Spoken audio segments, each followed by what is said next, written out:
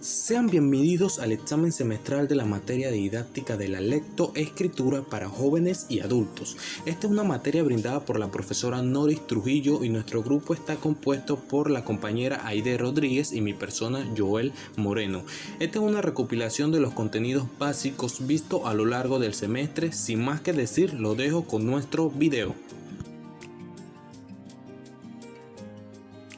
Importancia de la comprensión lectora. La importancia de la comprensión lectora radica en que a través de este ejercicio podemos entender mejor la existencia, asumir riesgos, conociendo las consecuencias y analizar los aspectos nimios y también importantes de nuestra vida, usándola para la evaluación de una mirada crítica. Tipos de memoria. Memoria a corto plazo, también conocida como memoria primaria o memoria activa, es la capacidad para mantener en la mente de forma activa una pequeña cantidad de información, de forma que se encuentre inmediatamente disponible durante un corto periodo de tiempo. Número 2. Memoria a largo plazo. Se puede definir como el mecanismo cerebral que nos permite codificar y retener una cantidad prácticamente ilimitada de información durante un periodo largo de tiempo. Niveles de comprensión lectora. El primer nivel es de comprensión literal. Sirve como base para lograr una óptima comprensión. Es el reconocimiento de todo aquello que está explícito en el texto. Después de una lectura, como docentes, estimularemos a nuestros estudiantes a identificar detalles, precisar el espacio, tiempo, personajes, secuenciar los sucesos y hechos. Lo que se busca es poder comprobar si el estudiante puede expresar lo que ha leído. El segundo es el nivel de comprensión inferencial. En él se establecen relaciones entre partes del texto para inferir información, conclusión o aspectos que no están escritos. Este nivel es de especial importancia, pues quien lee va más allá del texto. Por eso, como docentes enseñaremos a los jóvenes durante una lectura a predecir resultados, deducir enseñanzas y mensajes, proponer títulos para un texto, plantear ideas fuera del contenido escrito, entre otras actividades fuera de los contenidos literales. El tercero es el nivel de comprensión crítico. Implica un ejercicio de valoración y de formación de juicios propios del lector a partir de texto y sus conocimientos previos, con respuestas subjetivas sobre personajes, autor, contenido e imágenes literarias. Como docentes se debe enseñar a que el estudiante juzgue, analice y emita juicios frente a un texto. Como docentes le podemos preguntar al estudiante: ¿crees que es? ¿Qué opina? ¿Y qué hubieras hecho? Entre otros. Concepto de andragogía. Es la guía o conducción de un conjunto de técnicas de aprendizaje o enseñanza donde los aprendices son los adultos. 5 aspectos que debemos tomar en cuenta al enseñar a los adultos. Número 1. Motivación. Se debe incluir como estrategia y objetivo la construcción de las metas basadas en los deseos de los estudiantes y en aquello que les motiva. Número 2. Voluntad y entusiasmo. Preparar actividades de aprendizaje en las que ellos mismos busquen y consigan las respuestas a sus dudas e interrogantes, incluyendo elementos que sean visualmente agradables, nada de diapositivas con mucho texto. Número 3. Experiencia. Como docentes trate de aplicar esas tantas experiencias que traen nuestros estudiantes adultos, incorporando estos a los nuevos aprendizajes con dinámicas interactivas como discusiones de grupo o ejemplos reales que puedan ayudarlos a involucrarse con los conocimientos nuevos. Número 4. Autonomía. Permite que sus estudiantes sean los protagonistas de su propio aprendizaje. Para ello, es necesario que les brinde la posibilidad de elegir en qué centrar sus objetivos y que además haya flexibilidad en las técnicas de instrucción accesibles para todos. Número 5. Orientación. Los estudiantes adultos aprenden mejor haciendo. El diseño de aprendizaje no debe estar basado en largas jornadas de teoría, sino en la realización de tareas que tengan que ver con sus actividades laborales cotidianas. El aprendizaje de los adultos está basado en 4 aspectos importantes. A. Aprender a conocer. En este se desarrollan habilidades, destrezas, hábitos, aptitudes y valores que permitan al adulto adquirir las herramientas de la comprensión como medio para entender el mundo que los rodea, vivir en dignidad, comunicarse con los demás y valorar las bondades del conocimiento y la investigación. B. Aprender a aprender. En este se desarrollan habilidades, destrezas, hábitos, actitudes y valores que le permiten al adulto crear métodos, procedimientos, técnicas de estudio y de aprendizaje para que pueda seleccionar y procesar información eficientemente.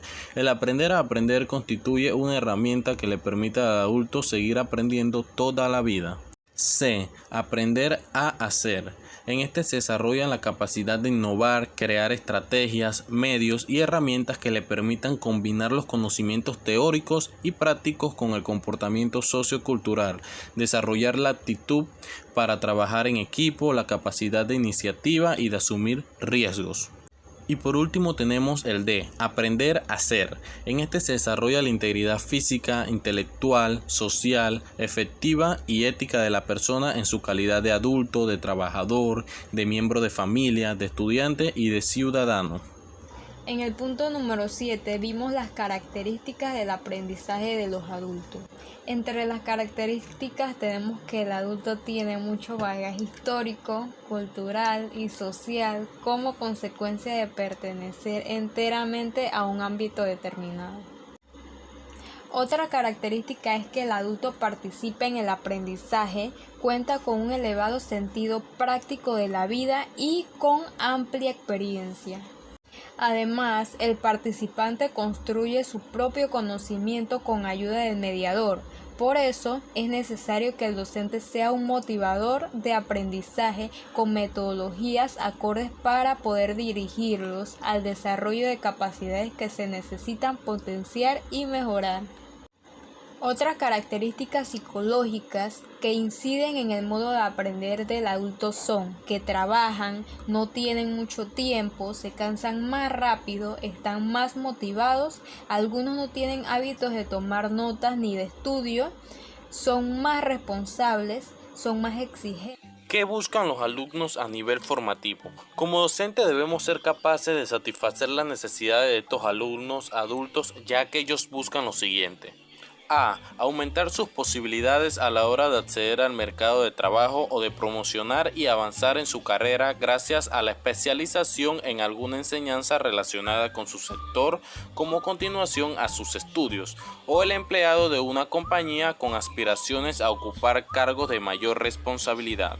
B. Reciclarse a nivel laboral, incorporando conocimientos en nuevos ámbitos, ya sea porque no se encuentra satisfecho en sus actuales puestos de trabajo o porque el sector al que pertenece está en crisis. Por ejemplo, en el caso de un trabajador de la construcción en paro que decide hacer un ciclo formativo en el ámbito de la informática. Y por último tenemos el punto C. Lo que buscan los adultos es obtener satisfacción personal a través del aprendizaje en áreas del conocimiento que son de su interés. Esto es lo que mueve a los alumnos de la universidad mayores de 65 años o a la persona que decida apuntarse a tomar clases de locución o de creación de asuntos artesanales solo por el hecho de que les gustan. Punto número 9. Responsabilidades del docente de jóvenes y adultos. Como parte de nuestras responsabilidades en nuestra profesión como docentes, debemos mantenernos actualizados en cuanto a metodologías y técnicas acordes a las necesidades actuales de la alfabetización de nuestros estudiantes, jóvenes y adultos. Entre ellas podemos destacar actualización mediante seminarios, cursos, etc. Intercambio de experiencias entre docentes de otras escuelas e instituciones. Investigación de experiencias sobre la alfabetización de jóvenes y adultos.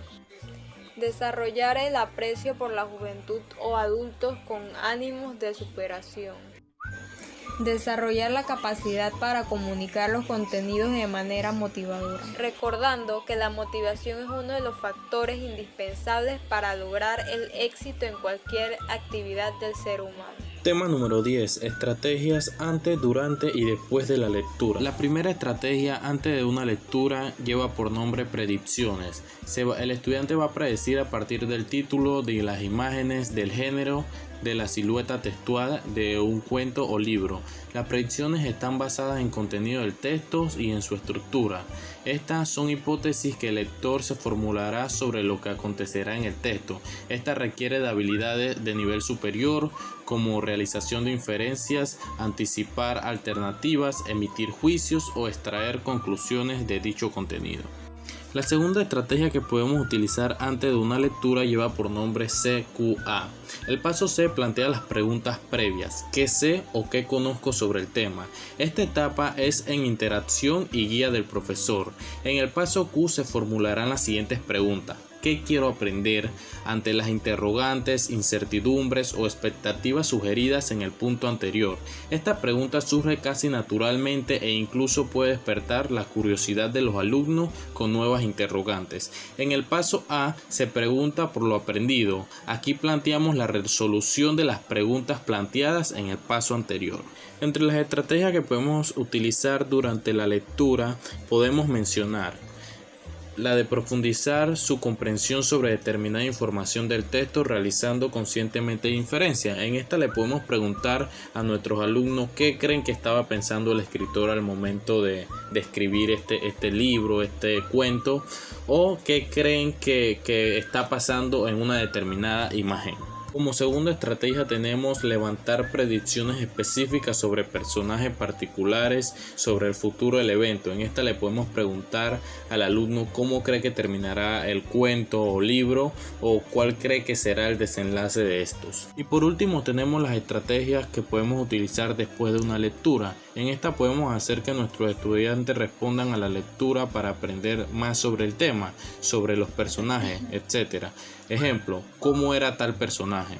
Además, podemos crear discusiones colectivas sobre temáticas críticas del texto o motivos.